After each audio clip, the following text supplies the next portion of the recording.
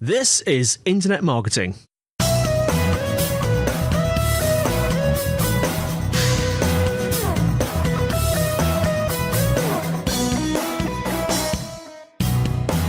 Brought to you by SiteVisibility at SiteVisibility.com. This is Internet Marketing. Now, before we start today, we have a request. If you are genuinely enjoying what we do here on the show, then please leave us a review on iTunes or your podcasting app, because it really helps us to grow the podcast and ensures that we bring you great marketing tips and advice each week. Now, today I'm joined by Grant Leboff, speaker and CEO at Sticky Marketing. How are you doing, Grant?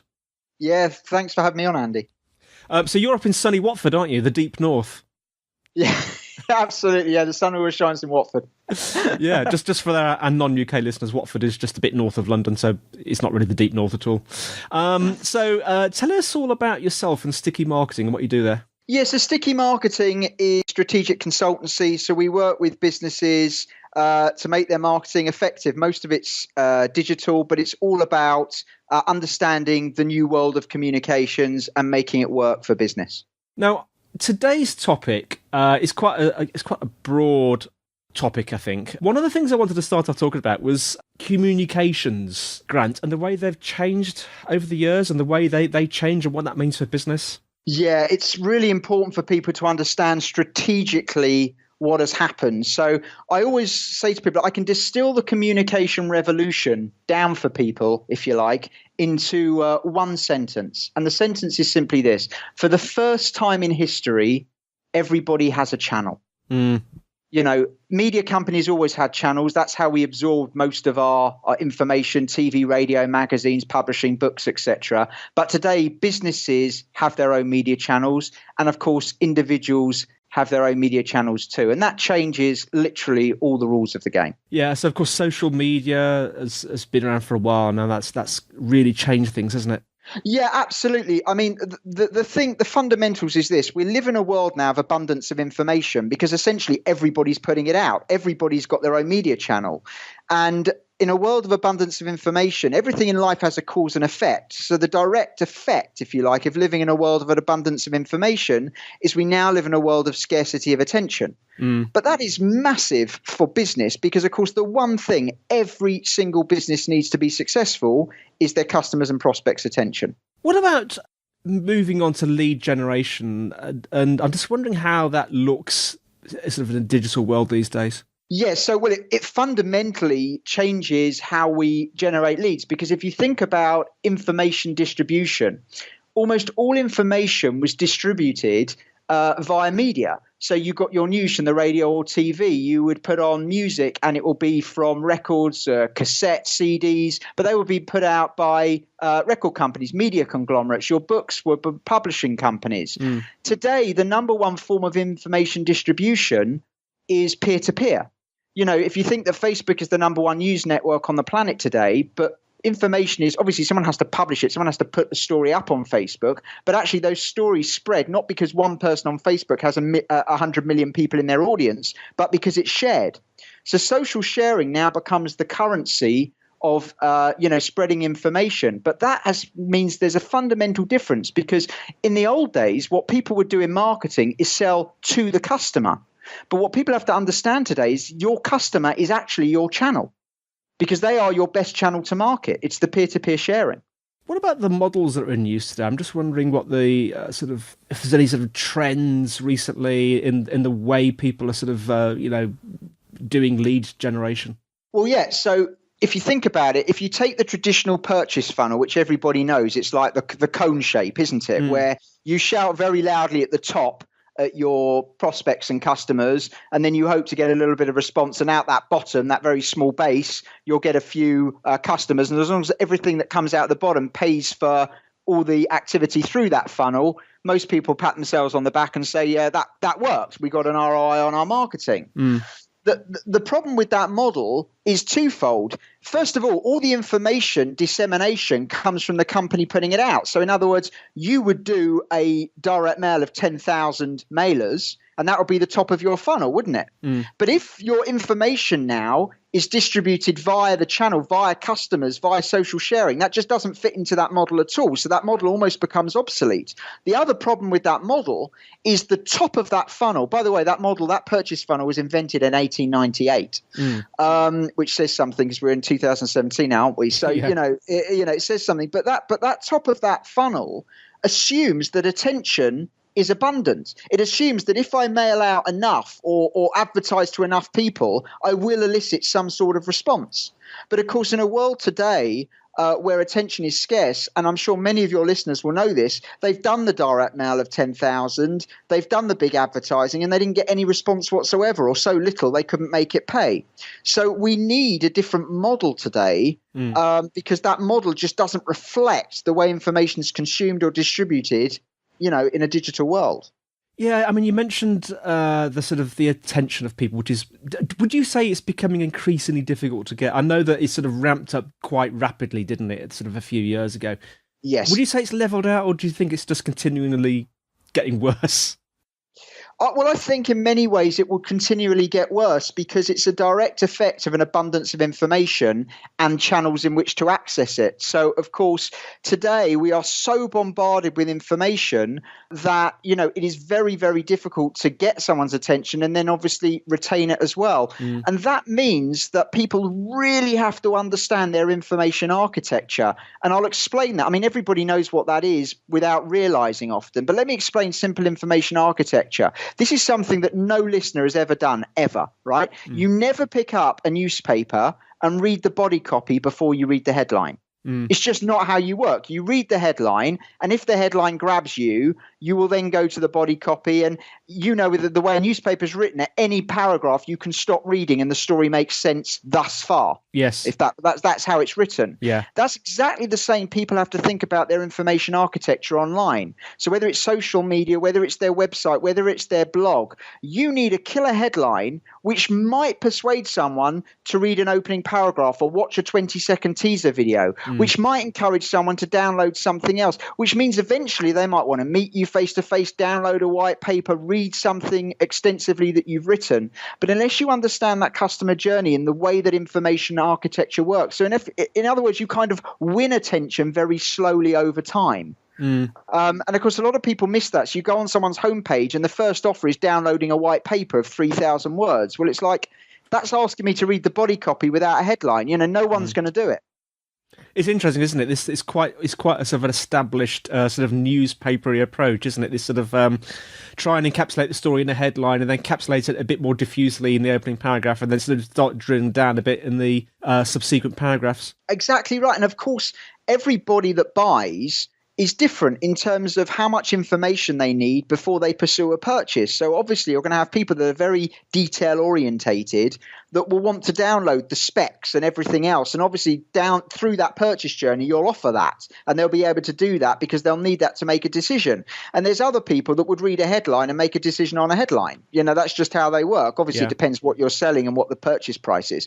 But all of those kind of things. So it's about understanding that customer journey. And then, of course, the important thing for all businesses, and a lot of people miss this as well, is looking at the analytics. Because when you look at a website analytics, your social media analytics, whatever, the data will explain to you, the data will give you quite a lot of detail on where you're losing prospects, where they're dropping out of the purchase journey. Which bits do you need to make a bit stickier and a bit more enticing? So, you're iterating all the time to improve those processes. Do you think analytics is increasing in importance as attention becomes a sort of a rarer resource these days? Yes, because I think that relevance to your customer becomes ever more imperative in order to get and keep that attention. And the analytics will tell you what's resonating and what's relevant and what isn't. I think one of the challenges people have with analytics, though, and I do understand this, is that it can be almost overwhelming because, you could suffocate in a sea of data if you wanted to. So I think it's a question of knowing what to measure and what not to measure and what's important for your business, for the drivers of your business, but then really paying attention to that data. And I think sometimes what happens is a bit of paralysis. People are so swamped with data, they end up looking at none of it. Yes. which is a bad idea. Yes, the analysis of, or the paralysis of analysis, isn't it? Yeah, exactly. So there's so much here. I don't even know where to start, and then I don't do anything. And of course, that's a bad idea. Now, you alluded to this earlier about sort of lead generation and making contact with people and getting interest. Customer engagement, which is the sort of next phase. What does it mean these days in the digital marketing world? Well, that's really interesting. It's very, very important, actually, for lead generation. So let's explore that. I read marketing magazines sometimes, and there was one particular magazine I won't name, did an 8-page supplement on what customer engagement is. And after the 8 pages, you were none the wiser. Yes. And I just don't understand. So let's be very simple about this. Why is it before you got married, traditionally you got engaged? Why is it if you lock a public toilet in many, many countries in the world, on the other side of the door it will say engaged? Because essentially engaged means busy, taken, or occupied. So what you're asking yourself is, it's all about mind share. What we're saying is how often are our prospects or our customers busy, taken, or occupied with us? And then you have to have a sensible measure for that. So let me just give you a couple of examples just so that makes sense to people listening. If you're a supermarket in the UK, you might decide to measure engagement on a weekly basis. But on the basis that over 80% of the UK population in terms of households go supermarket shopping a minimum of once a week, measuring weekly engagement would not be ridiculous. Because to be honest, if someone hasn't engaged with your business over a 2 or 3 week period, there's only a few conclusions you could come to. They've gone somewhere else, they've gone away on holiday, or they're dead. I mean, there aren't that many conclusions you could come to. Whereas if you're a corporate law firm, let's say, measuring engagement on a weekly basis is probably ridiculous, because you wouldn't expect even your best customers to necessarily engage with you every single week. So you might want to be measuring engagement on a monthly basis, 6 weekly basis. And what you're saying is, or even a quarterly basis, but what you'd be saying is, how often are our customers busy with us? If they retweet something, if they watch something, if they read an article, and of course anything that's clickable online is measurable, so you know who's doing what. And that's really what we mean by engagement. And it's really important that people understand that, and then they start to measure that in a real and tangible way. I suppose it hooks quite sort of heavily into the sort of content creation side of it as well. It's knowing the sort of what to aim for, I suppose, what sort of information to give people to get that engagement good, doesn't it? Exactly right. So, and you'll know with content creation, you've got the content that you're creating to attract new people in. I mean, they're not exactly a fixed line between these, but the content that you're then to educate your customers and engage them further, and maybe deeper learning, which goes back to the information architecture again, doesn't it? If you've been engaged with a company for many, many months and they produce a 20-minute video or podcast, you may listen to it. If you don't know the company, you've never heard of them, the chances are you're not going to commit to a 20-minute podcast, but you might read a 1-minute teaser article or something. So it's understanding where the content fits. And you're absolutely right. Looking at those engagement analytics will really directly feed into what you're producing, what's working, what isn't. And of course, what leads to a purchase as well. Because content marketing isn't there just to entertain an audience. It's there to drive business, because most businesses, media business being an exception, don't make money just out of people looking at their content. Ultimately, they need to drive people to a purchase. So there has to be a commercial element to this, and that data and those analytics are very important in that. Now, in today's day and age, there's so many different platforms you can use. There's so many ways that we can market online. I was just wondering about cutting through the noise, Grant, and sort of knowing where to start. What are your thoughts on that? Yeah, so there are two. It's a great question. It's something that people often ask, and there are two very specific areas I'd look at with that. The first one is, do you know where your customers hang out? I mean, the one thing in marketing has always been, this hasn't changed just because the web's come along, is be where your customers are.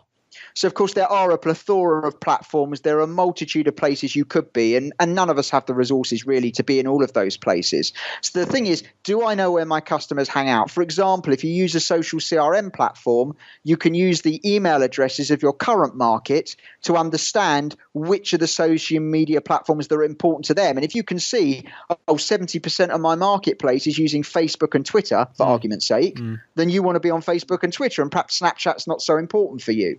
So, the first obvious answer is make sure you are where your customers are hanging out as well. And obviously that's a moving feast over years. That may change. Top of that. So keep on top of that, but make sure. So that's one thing. Make sure you're putting the resources and the effort into the platforms that are actually being used by your prospects and customers. But there is one other point that I would make to this, which I think is fundamental and people often miss.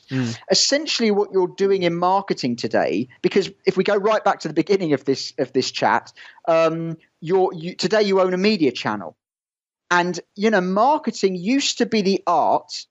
People may not have thought about it like this, but it was. Marketing used to be the art of interrupting someone else's audience. Yeah. If you think about it. Yeah. You put an advert in a newspaper because you believed your audience were reading it, or in a magazine or whatever else. But in digital channels, that's not the case. You spend £20,000 on a brand new spanking website today and you launch it tomorrow. It might be the best website ever, but it's got no audience. So today, marketing is not the art of interrupting someone else's audience. And this goes back to the engagement piece as well. Marketing is now the art of building an audience and then retaining it. Yeah. And therefore, in terms of cutting through the noise, think about this. I want to build an audience. It could be of operations directors. It could be of senior partners at law firms. It could be of, house husbands and housewives. It doesn't matter what it is. But you've got an audience that you want to build. So the question you want to ask yourself is, who already has the eyeballs of that audience? Who already has the attention of that audience? And how can I work with them or leverage them to capture some of that audience? So can I interview them? Could I do a webinar with them? Could I do a joint blog with them? How could I work with those people? There won't be one, there'll be lots at all those companies. And, so Isaac Newton called it standing on the shoulders of giants. Yeah. Essentially, if I can work with someone who's already got an audience, firstly, I get credibility. And second of all, I'll get some of the eyeballs or ears of that particular audience. And from a standing start, when you've got nothing, that is the quickest way to build audience in a digital environment. So, Grant, we've talked about quite a few different things today. If there was one top tip or sort of key takeaway for our audience today, what would it be? Yeah, so one key takeaway. So it's something I quoted in a previous book of mine, but everybody will know JFK gave one of the most famous inauguration addresses of any president of the United States of America. And during that address, he very famously said, "Ask not what your country can do for you, but what you can do for your country." If I'm allowed to borrow his quote, I would say, if you want to be really successful at marketing today, your starting point should be this. Don't ask what your marketing can do for you, the amount of leads it can bring and all of those different things. Ask what your marketing can do for your customer. If you can create marketing that creates amazing value for the customer, then you're onto something. Then you can engage, you can win audience, you can build audience, you'll get people to share. All some of the other things we spoke about dovetails out of that. Well, Grant, thank you so much. How can our listeners find out more about you and sticky marketing, and also tell us about your book? Yeah, so Digital Selling is the latest book. Of course, it's available at all good bookshops and Amazon and all the rest of it. It's really telling people about how to use the web and social media effectively to generate leads and sell more. That's the purpose of the book. In terms of me, the best way of finding me is literally to go to stickymarketing.com. That's stickymarketing.com. And there are loads of videos and resources and all sorts of things that people are free to use. And Grant's giving away 3 copies of his book, Digital Selling, How to Use Social Media and the Web to Generate Leads and Sell More. If you go along to SiteVisibility.co.uk/Grant, Grant, and fill in any details, you get a chance to win a copy there. So that's fantastic. Thanks for that, Grant. And thanks to our listeners for listening. The show notes are in the usual place, SiteVisibility.com facebook.com/IM podcast. If you're enjoying the show, leave a review, as I mentioned before. You know how to do that. We're always looking for questions and suggestions, so the email is podcast@SiteVisibility.com. You can tweet us at SiteVisibility. If you want to connect with me personally, I'm Dr. Pod, DocTorPod on Twitter and LinkedIn. What else have I got to say? Oh yes, don't forget you can have a conversation with us on the Site Visibility group on LinkedIn. I think that's almost all. Just a reminder again, a chance to win a free book. That's Digital Selling, How to Use Social Media and the Web to Generate Leads and Sell More. That's at sitevisibility.co.uk/Grant. Well, thanks everyone. So that's all from me, Andy, and that's all from Grant. Thank you. And we'll see you next time on Internet Marketing.